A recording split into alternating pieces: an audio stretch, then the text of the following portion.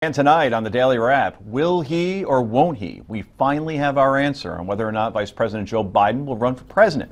Plus, Donald Trump continues to exceed expectations as one poll shows him far ahead of fellow GOP candidates. And Paul Ryan now seriously considering running for Speaker of the House as long as his demands are met. This is the Daily Wrap, live from New York City.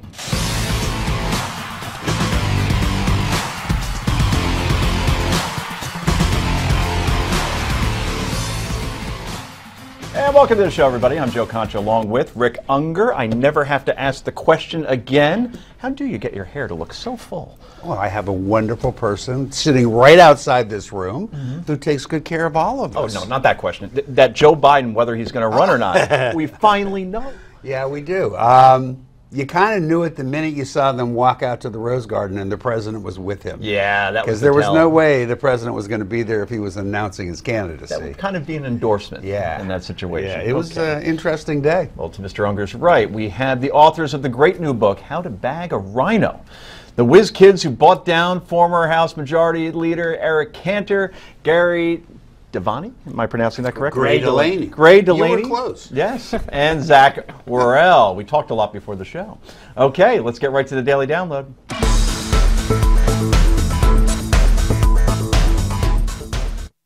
And will Vice President Joe Biden run or not for president? We just gave that away. He announced his decision from the Rose Garden with his wife and the president by his side. As my family and I have worked through the grieving process, I've said all along, what I've said time and again to others, that it may very well be that that process, by the time we get through it, closes the window on mounting a realistic campaign for president, that it might close. I've concluded it has closed. But while I will not be a candidate, I will not be silent. All right, so Uncle Joe is out, but not without taking a swipe at Hillary Clinton. Although Biden didn't call her out by name, he did take a dig at the now likely nominee for calling Republicans the enemy at the last debate. I don't believe, like some do, that it's naive to talk to Republicans. I don't think we should look at Republicans as our enemies. They are our opposition. They're not our enemies. And for the sake of the country, we have to work together. As the president said many times, compromise is not a dirty word. But look at it this way, folks. How does this country function without consensus? All right, Rick Unger. We talked about it in the open. Let me ask you this. Is this better for Biden ultimately because now at least he could go out somewhat on top? In other words, if he ran again and was 0 for 3 running for the presidency, then his legacy is, you know what, the guy who was always the bridesmaid and never the bride. You know what, I think people have failed to really grasp what this whole thing was about for him. Aside, look, of course he wanted to be president. But you know what, and usually we're kidding about this, but I'm actually serious this time. As somebody close to his age, I know what it's like to have spent your whole life being active and doing something, and here he is realizing that in a year, he has nothing to do anymore. Yeah. And that is very, very difficult for a man like him to take.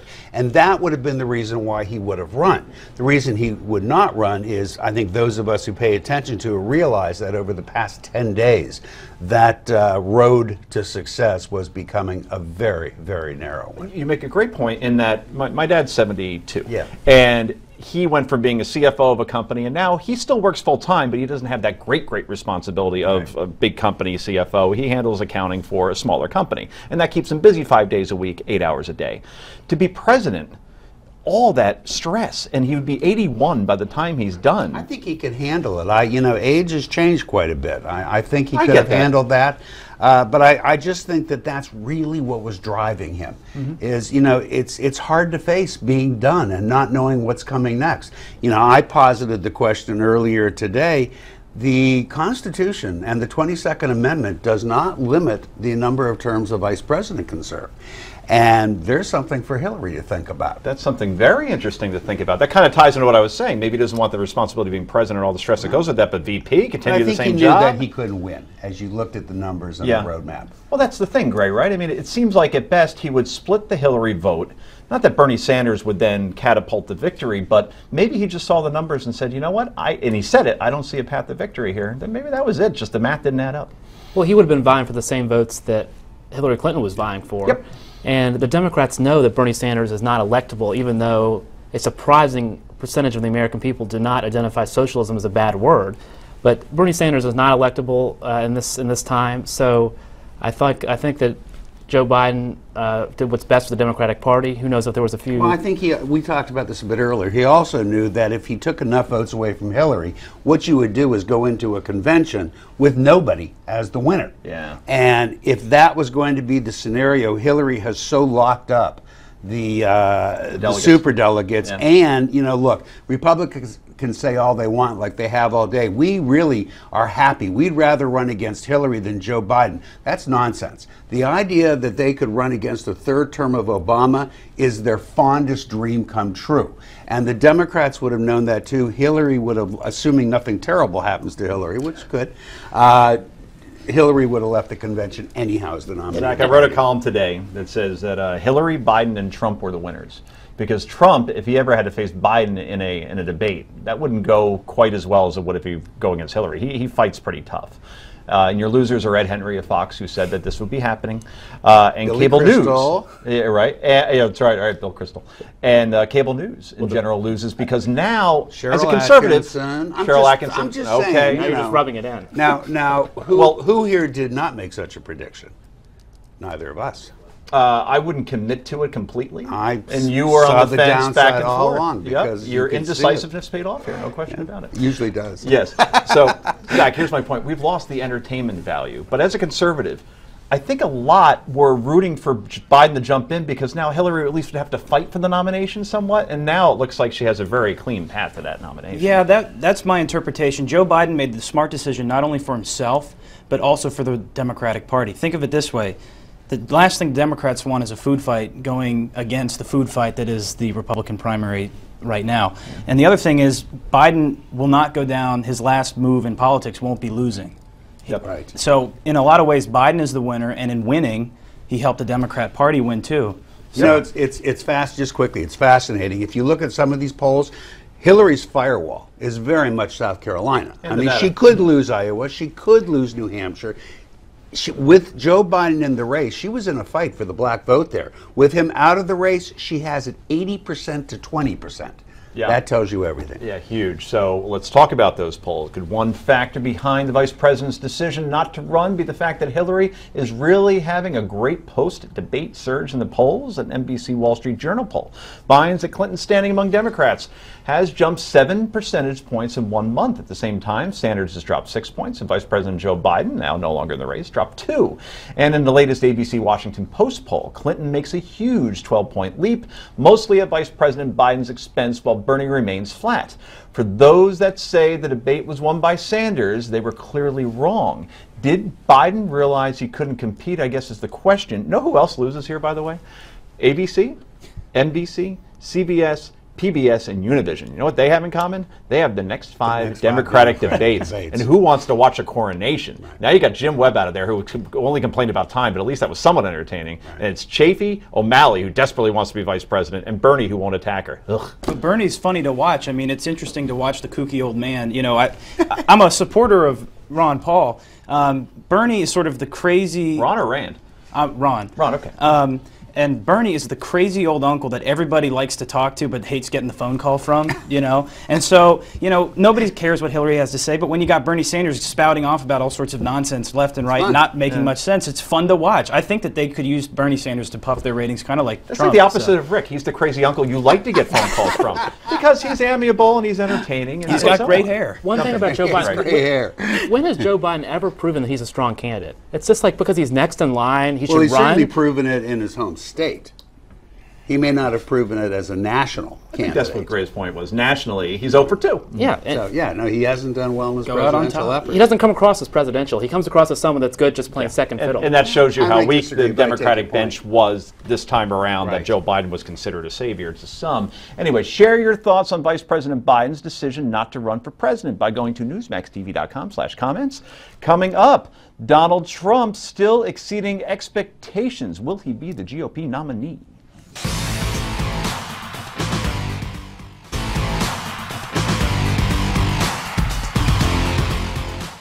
Let me make it clear, because I know this I'm is just telling important you, to the polls that you. You just are came still out. leading. I Why know do you that. think your numbers have gone down? I don't think they've gone down. I think they've gone up. We just had a Reuters poll come out. I'm at 33. We just had, as you know, Nevada come out. I'm 20 points ahead of second place. We had one come out in South Carolina where I'm 18 or 20 points ahead.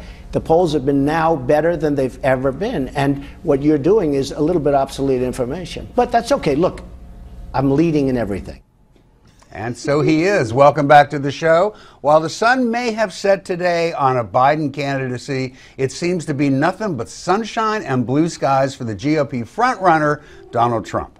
Even though Chris Wallace pointed to a couple of polls where Trump has dropped, a new ABC Wall Street Journal poll out today shows that the Donald not only leads all competition when it comes to voter support, he is shredding the opposition in the expectations category. According to that poll, which measures the expectations of those who are deemed to be learned Republicans, guys, if you can tell me what that is, I'd like to know. I'm going to go leaning on that. Learned Republicans say 42% of the GOP intelligentsia believe that Mr. Trump is now the most likely to win the Republican race for the party nomination, with Dr. Ben Carson taking second, although trailing by a full 27 points behind Mr. Trump. What's more, 43% of Republicans in the know expect that Trump will go on to win the general election and become the 45th president of the United States. So, are these Republicans who are supposed to be in the know? Do they have it right? I'm going to start with you, Greg, because I think I know your answer. Well, it's the anti-establishment wave is what we're seeing here, and it's caught the media and the But you're Republican. a Ben Carson guy. How could you agree with this poll that says it's going to be Trump by a wide margin? We're in October. We've got a long way to go, and while I think what the polls are clearly showing is that it's going to be an anti-establishment candidate, I don't see any Right. path to victory for Rubio or Bush or any of them.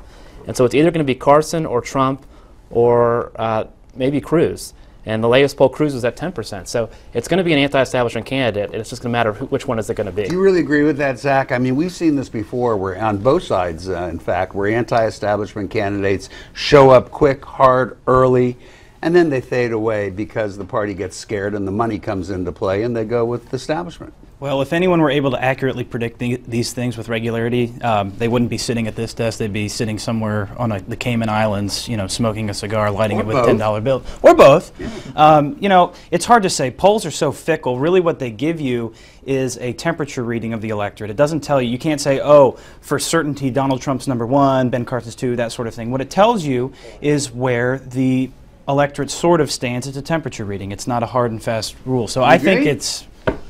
I agree. All of the air. Have you ever seen a party, though, ever try to take down its frontrunner as much as the Republican Party is trying to? Well, I think we've just seen with the beginning Trump? of it. The problem is the establishment of the Republican Party has no idea how to take down Donald Trump. Well, Club for Growth spent $1 million in they Iowa. did. Has that done anything? They bumped just him a few points, but nothing to justify the Greg, I expenditure. made this argument, actually, that money means so little in Yeah. this campaign, and we saw it with Club Crew. They're going to have $1 million ad campaign. Or Jeb Bush just went on a huge spending spree, and now he's at what, 4% in some polls? He keeps dropping. dead in the water. Buying airtime doesn't do it for you. Well, while a plurality of GOP insiders believe that Trump is the guy who can get it done, Trump himself has been focused on, shall we say, other matters, like the war on terror. Here's Trump being asked if he would be open to the idea of shutting down mosques in order to combat terror. He did this on the Stuart Varney show.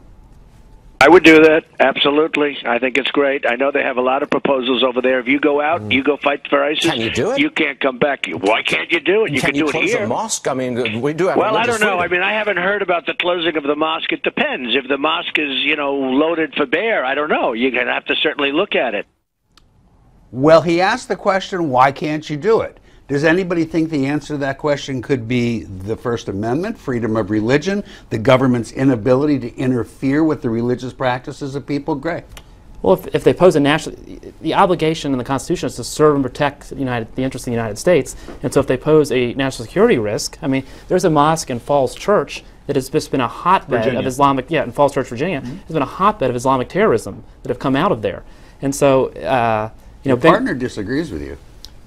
You have to have a specific warrant. You can't just go in and shut down a mosque. Imagine, should we shut down Timothy McVeigh's church because we had some information? There might be some extremism going on in there. What we have to do is we need to target the individuals. This is America, and the First Amendment is designed to protect unpopular speech. It's designed to protect unpopular things. I think that we can be much more surgical, especially in this information age, than just shutting down mosques. Shutting down an entire Yeah, but if there's a church. warrant and there's a reason to, you're going to shut it down. Okay, if we have a reason to believe that the mosque itself, the organization, is somehow doing it, then that's fine.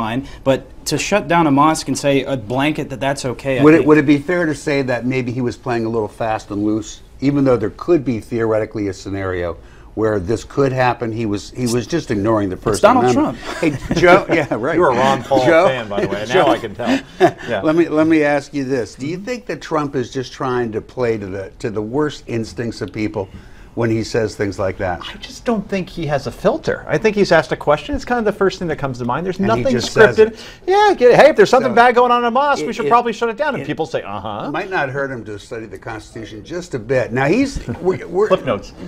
Others have some trouble with this too, including Republican Congressman Peter King of New York, who doesn't really think Trump's on the right track here. I think Donald Trump is talking before he knows what he's talking about. Listen, I've been very critical of people in the Muslim community. The fact is you can't be going around shutting down mosques. I think we should have surveillance of mosques. I think we should be trying to find out what's going on in a mosque. And if you find out there's activity in that mosque where there's weapons or there's actual conspiracy going on, then yes, you can take action. But to be just casually, the way Donald Trump seems to be doing, talking about shutting down mosques, no.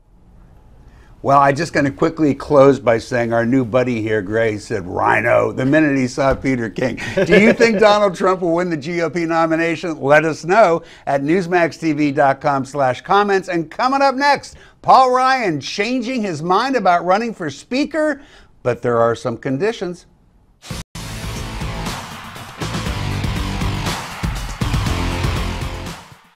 We need to move from an opposition party to being a proposition party. We need to update our House rules so that everyone can be a more effective representative. We, as a conference, should unify now and not after a divisive speaker election. I cannot and I will not give up my family time. I may not be on the road as often as previous speakers, but I pledge to try and make up for it with more time communicating our vision, our message. What I told members is, if you can agree to these requests, and if I can truly be a unifying figure, then I will gladly serve.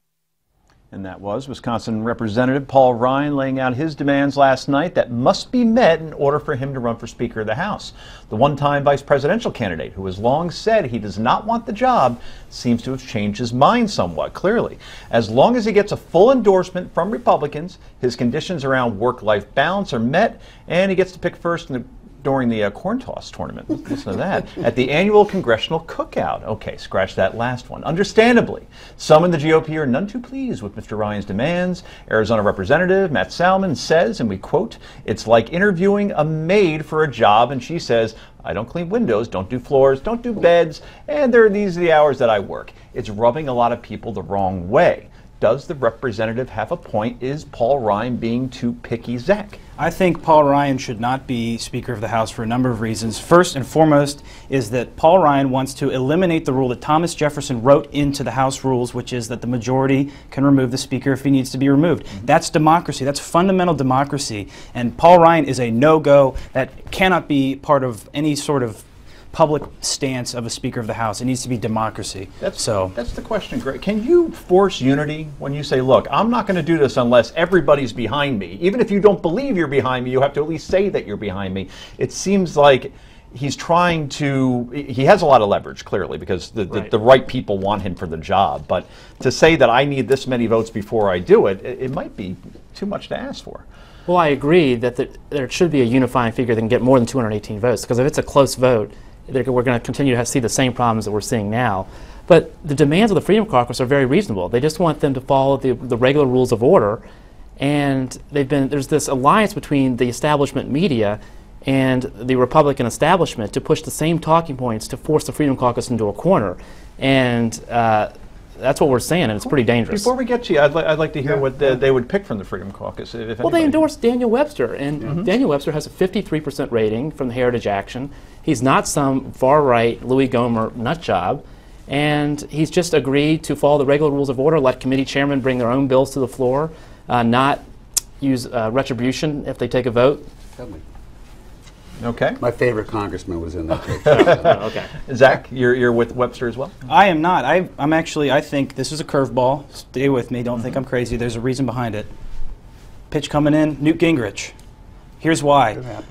What's going on is we have a paradigm that is fundamentally broken in the Republican House. It's just entrenched. It's not going to move. I don't see any way that we're going to get somebody from either the Freedom Caucus or the mainstream Republican establishment to get that role. I think someone like Newt Gingrich, if he comes in with a very clear set of rules and principles, if he can come in... A contract with America, as it were. A contract with America. He could break the paradigms. The first part of what you said, Zach, I thought you absolutely nailed the reason that the Freedom Caucus will not go along with it.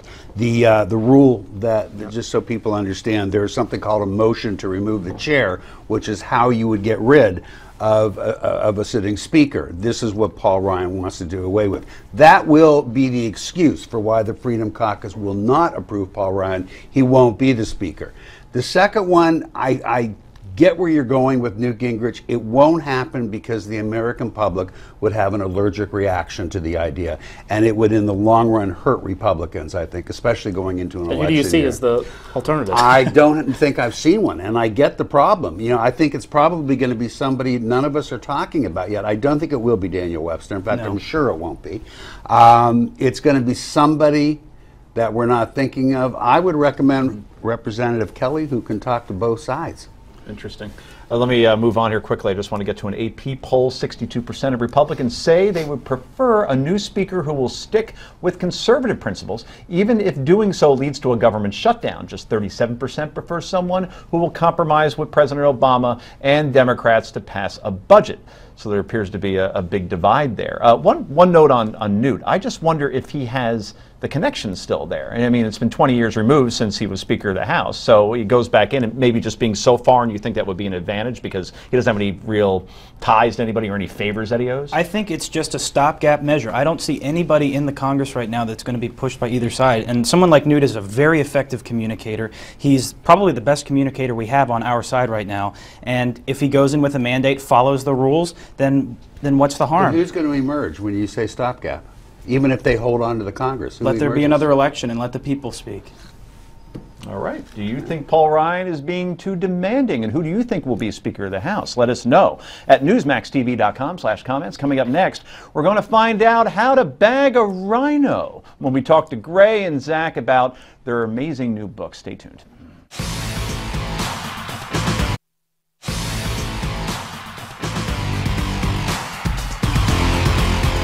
While I may have suffered a personal setback last night, I couldn't be more optimistic about the future of this country. I'm honored that I've had the privilege to serve and represent the people of Virginia's 7th District. Now, while I intend to serve out my term as a member of Congress from the 7th District of Virginia, effective July 31st, I will be stepping down as Majority Leader.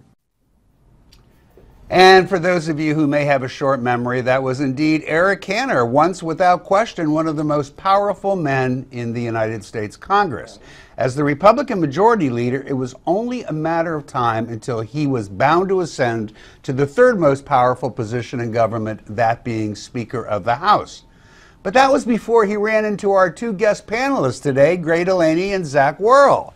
Guys did a number on him, didn't you? So, well, you can respond to that. Oh, well, no, it wasn't us. That was a question. It wasn't a definitive statement. It wasn't us here. It was really a movement of highly motivated, highly trained, highly active activists who took it upon themselves to take government back into their own hands. Well, as the campaign managers, as they were for David Bratt, an unknown professor from a small Virginia college who identified with the Tea Party and had what appeared to be no chance whatsoever to dethrone the long-serving Congressman Cantor, Delaney and Worrell did the impossible. They won what was, by all accounts, a completely unwinnable election. How they did it is chronicled in their new book, How to Bag a Rhino. Guys, let's set the stage for everyone. As I recall, the night before the election, the polls showed that Cantor would win this race by, what was it, 36%? 34 points. Yeah. 34 points. But we had pretty good knowledge that they knew that it was a lot closer than they thought. I mean, Cantor sent out 17 mail pieces, spent over $2 million, outspent us 40-1. And so they were clearly not taking us lightly. And they started with this liberal professor line from February on. And so they knew that Dave Bratt was a threat. We knew that Eric Cantor had very high unfavorables. And so what we did is we expanded the base. We knocked on doors of anyone that was a high propensity voter, meaning they vote in most elections. And we knew people were upset with Washington. And we said, hey, your congressman's corrupt. We got to throw him out. Was that the pitch, guys? You would knock on doors and say, your congressman is corrupt. Yeah, we Not just say quite as jarring. What was the pitch, though? It was How did hey, you get people to come around? You know, well, Eric Cantor gave us a huge favor in that he gave Dave Bratt very high name ID, and so people were kind of like, how did he do that? Well, he started spending millions of dollars on a slanderous, campaign of lies, and you it think came it was back better to to bite him. ignore him altogether? Yeah, you would, wouldn't you? Right? When it doesn't exist. Yeah. When he sent out that first letter in January that had the liberal college professor line, I was told by my mentor, he said, you've just been given the greatest gift in your political career, because people wanted to know more. And then when you hear Dave Bratt, who's a very hardcore fiscal conservative especially, talking about, we're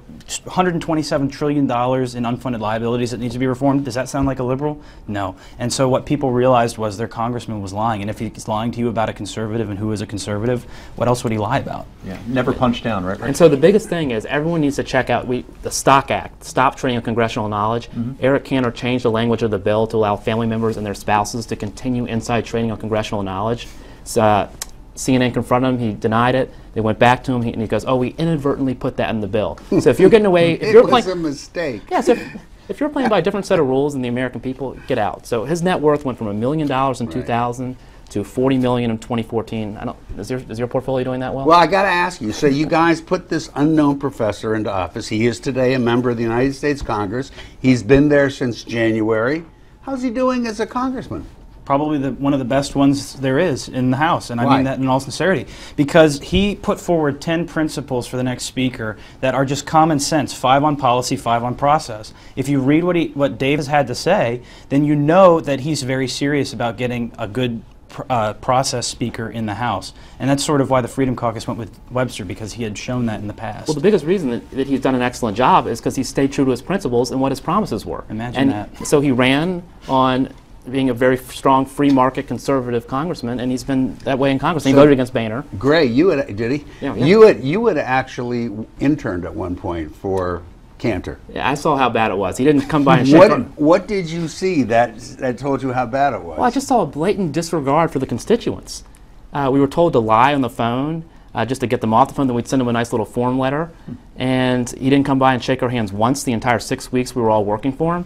So it's just this arrogance in Washington that's permeated on both sides. It wasn't just him, was it? You probably talked to other people who were working in the House and said the same thing. Oh yeah, it's just a giant game up there. It's everyone. Just don't care, do it's they? all incestuous, and there was one political operative in Virginia angry enough to take on Cantor, and there was one stupid enough, and you see how it all turned out. So, guys, is this your career now? You are now political consultants? No, don't like to use the term consultant. They're TV pundits, Rick. They're not. They We're actually, the anti-consultants. They actually have honest jobs to make a living. Once again, the book is called How to Bag a Rhino. Read it. I think you'll enjoy it. It was probably one of the most startling primary races in our history. Good to know more about it. Coming back, viewer comments. Stay with us.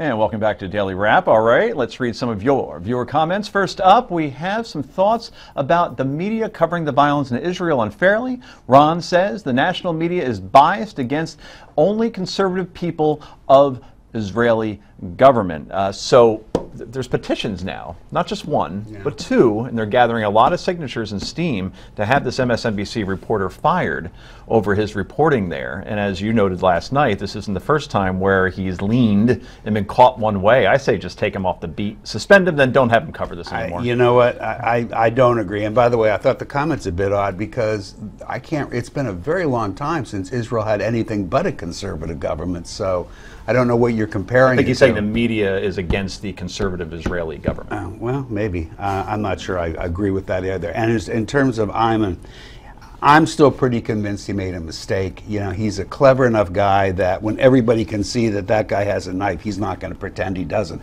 He knows that he's got a cameraman there shooting it. I think he made a mistake. I think everybody's going over the top on this. You guys heard about the story at all, or care to even comment on it? In passing, I don't really have much of an opinion. I don't want to put... I like that kind of honesty. Okay, Rick, you take the next comment. All right, we also have a comment on Donald Trump. You guys have an opinion on that. Saying President George W. Bush didn't keep the USA from terrorism.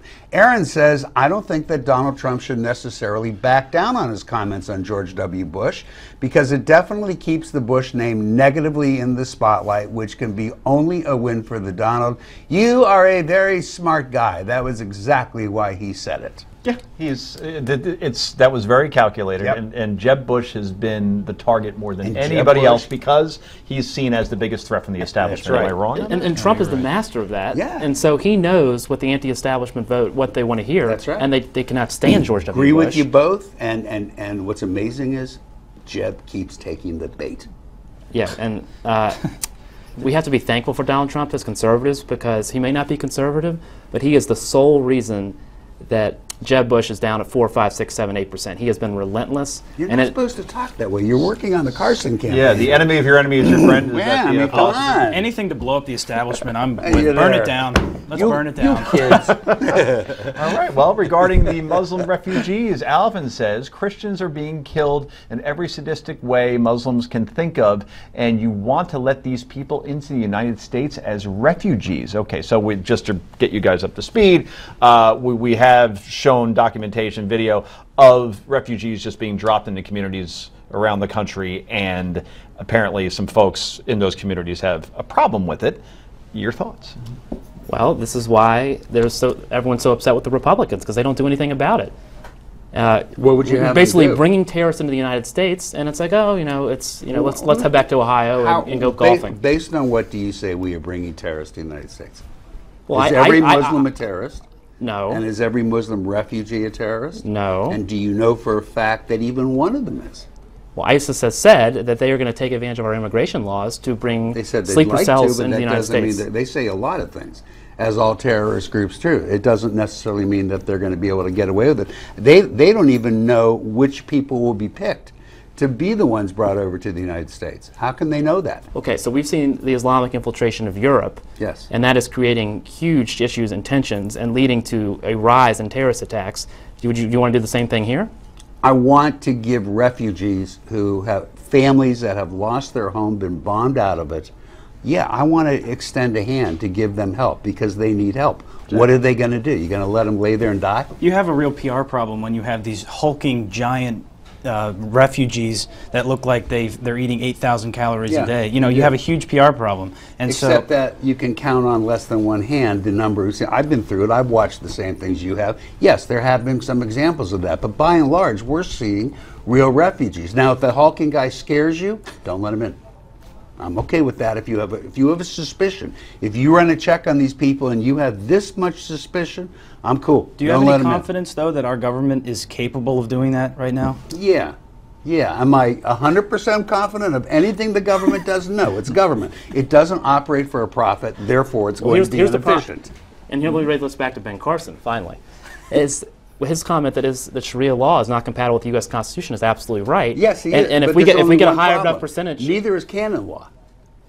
the law of the Catholic Church, and I don't see us throwing out Catholics. Now, Islam is political. Christianity is not political. No, that's not his comment. His comment was about Sharia law. It's not about political. Have you read The Reliance of the Traveler, which is the Islamic text? Yes, I have. Well, they mandate that the Muslims follow the Reliance of the Traveler. They? Muslims do. All Muslims? That is the authoritative Islamic law. I'm going to put you on a radio show with Dean Obadiah, a Muslim, and tell me if you can come after that and Let me get say to one more all comment. Muslims. Of course, we have some comments on Vice President Joe Biden. Gary says Hillary Clinton is one happy lady tonight. Shots. Yes, but in all reality, Joe Biden is old and a very poor campaigner. I don't think he had a chance anyway, and I think we're kind of all in agreement on that one. Attention. He may be a little old, but he's an awesome campaigner. Okay, well, remember, if you want to weigh in on any of the issues we talk about here in the show, be sure to go to newsmaxtv.com/comments. Let us know what you think. Keep the expletives about Rick to a minimum. Up next, it's time for Yay or Nay.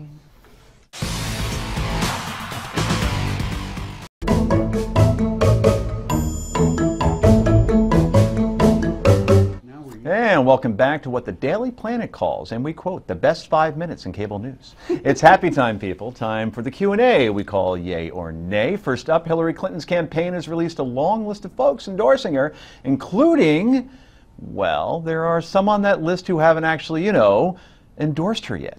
One of the mayors on the list is none other than the mayor of Wilmington, Delaware, Joe Biden's hometown. But Mayor Dennis Williams set the record straight today, and we quote the tweet. Incorrect info about an endorsement. I've known VP Biden since he was 12 years old. If he chooses to run, he will receive my support. With Biden out of the race, does this mean Hillary can stop embellishing on stuff like this? Yay or nay? It depends very much on the definition of... Oh, no. Spoken like a true lawyer. Let's move on. No, I was speaking like a true Clinton. Nay. A former lawyer. You're a nay on that. She won't have to resort to this sort of thing anymore. Oh, I mean, she's going to continue to parse words for as long as she's in politics. Do you think she becomes more risk-adverse now? Not rick-adverse, but risk-adverse. We all are that. In terms of the way she was in the beginning of the campaign when she thought, well, now I could just cruise. I think that she can get away with it because nobody else in their right mind is going to endorse Bernie Sanders, and we've just run Jim Webb out of the Democrat Party. So. But to be fair, she's had 2 really awesome weeks. If she kills it tomorrow at the Benghazi hearings, if she does, I mean, this may be the 2 best weeks of political comeback. Definitely the best 8 days of her campaign have been since the debate up until the Biden announcement. And but even with Biden not in the race, Sanders clearly forced her left in that debate. I mean, Sanders would get applause, and then Hillary would try to one-up Sanders. Oh my God, presidents going left and then running to the middle in the campaign. I've never heard of such. I have a feeling we'll be saying 3 words when the general comes. Etch a sketch. Anyway, next up,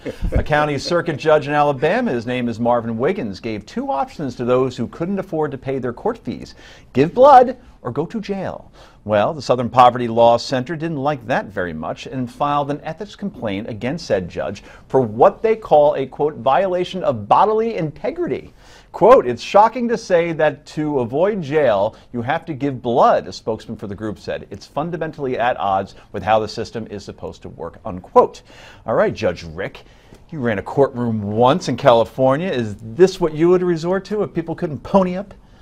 I thought it was a great idea. I'm usually with the Southern blah, blah, blah. Poverty. Blah, yeah. Blah. Yeah. But you know what? I thought that was terrific. It makes sense. I'm with the judge. People benefit. Yeah. If the other option is jail, I mean, you might as well. Right. You don't want to give blood, go to jail. I mean, right. So the question is, was there something else on the table before that, or that could have been something else? And it's like, well, he could have, picked up trash, or given blood, or gone to jail, and they took trash off. If the guy says there's something wrong with my blood, or I can't do that, that would be different. Right. But giving blood got me through college, so we're talking about it.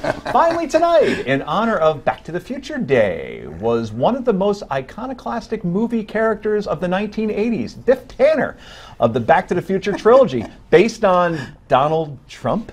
Take a look at part 2 and you'll make the call. Yay or nay. Look at that. Now, they're saying that Biff's hair that was the sequel, that was part 2, was based on Trump, and he's always had the same kind of hair. So, here's your question. Were you secretly rooting for Biff to ultimately beat Marty and the McFlys? And more importantly, should Trump be honored to be compared to such a legend? Yay or nay? Well, I'll tell you what, it wouldn't be the first character that's been based on Donald Trump. Really? Was there another one? Oh, there was indeed. Yeah. There's a character who's an amalgam of Donald Trump and Ronald Reagan. Interesting. Not going to say who. Does that movie have before you- sound? I mean, it's so old, I don't even know if I was... It has sound. You know, I could hurt you. We got to ask one more question before we go. Should Senator Bernie Sanders be honored for his eerie similarity to Doc Brown? Look at that. Oh, yeah. Right? That Like was that. played by the guy from Taxi, Christopher Knight? No, Christopher... Oh, boy. You guys aren't going to know us. because you were born in the 1990s. Christopher Who? Lloyd. Christopher Lloyd. That's right. The difference is the scientist knows, at least has a peripheral understanding of mathematics, I'm sure, whereas Bernie Sanders is so untethered from He also reality. looks like young Frankenstein. That's true. Were you guys born... Now, the first Back to the Future was in 1985, or took place in 1985. Were you born then? 91. You were born in 91? 89. I graduated people high make school in me 89. Oh my goodness! Well, You that's don't even our remember the show first tonight on movie. this depressing Oh, my note. God. Thank you to our co-host Rick Unger and our panel Gray Zach. Thanks so much for joining us. Steve Malzberg Show. That's next. Thank you for having me.